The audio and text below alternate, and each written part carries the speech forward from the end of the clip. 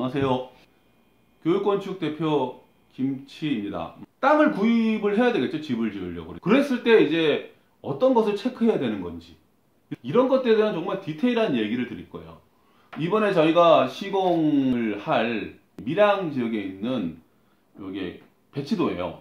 요거를 잘 한번 보시면, 이 집은요 땅 구입에서 실패한 경우예요. 그런데 다행히 그 문제점을 해결을 했어요. 제가 지금 보시면, 이 도면을 보시면 빨간 라인으로 쭉 돌아간 라인들이 보일 거예요. 이게 건축주가 구입한 땅이에요. 근데 지금 요번에 초록색 옆에, 연초록 옆에 보면 길이 있죠.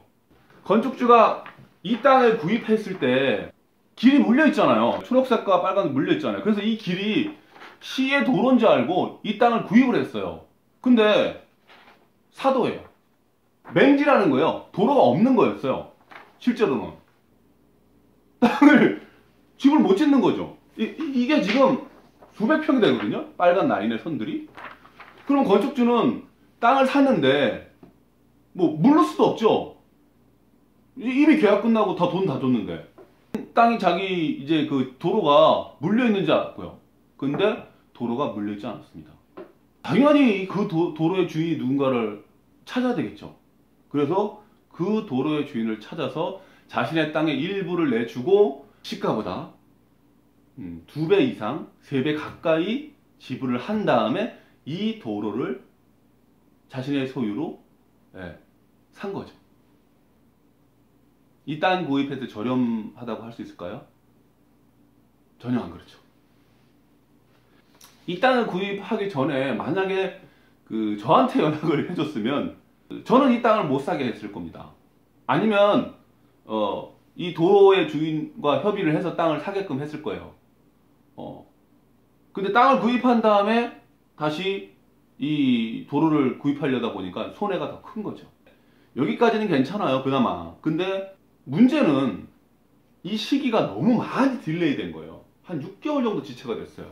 옆에 길의 주인하고 협상을 하는데 진이 다 빠지신 거예요.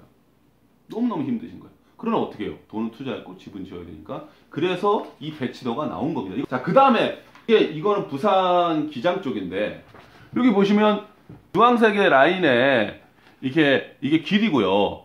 여기 빨간 거, 여기 빨간 네모난 게 있죠. 이게 집 구입하신 거고, 그 사이에 초록색 면이 있죠.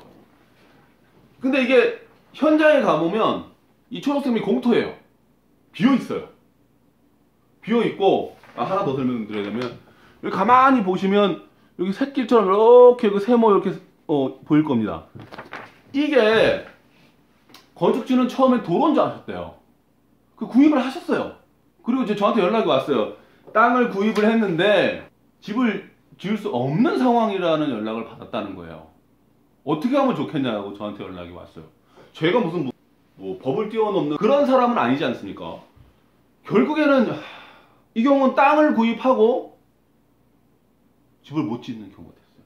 물론 이 땅은 분명히 시세보다 땅 가격이 낮았을 거예요.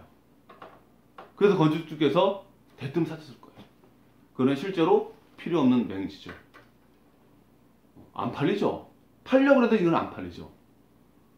다행히 파신다 그러면 사기꾼한테 사서 자기가 또 사기꾼이 돼서 파는 거니까 뭐 이거는 뭐 두말할 거 없죠.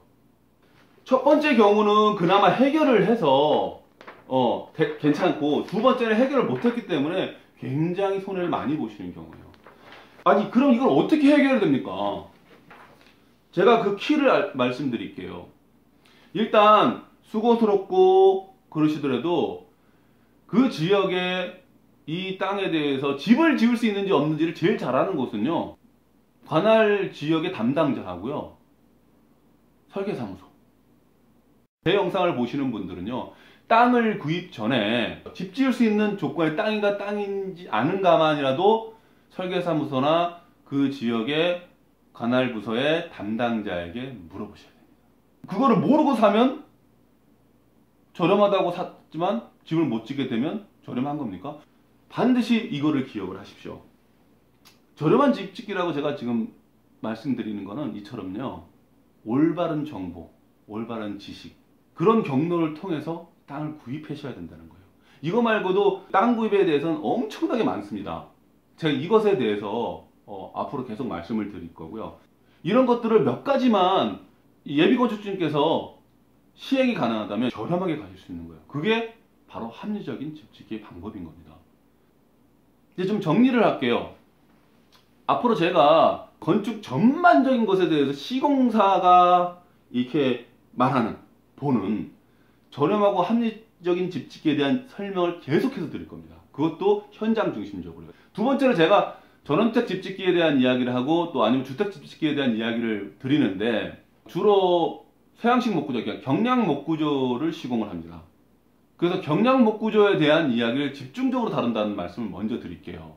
그러니까 아시죠? 그러니까 그 철근 콘크리트조나 뭐 다른 이런 판넬 뭐 이런 것을 말씀을 드리는 게 아니기 때문에 그 점을 좀 유의해 줬으면 좋겠습니다. 그렇지만 집 짓기에 대한 전반적인 것들 뭐 이런 것들은 충분히 유용한 정보를 얻으실 수 있을 거고요. 오늘은 여기까지만 하고요. 감사합니다.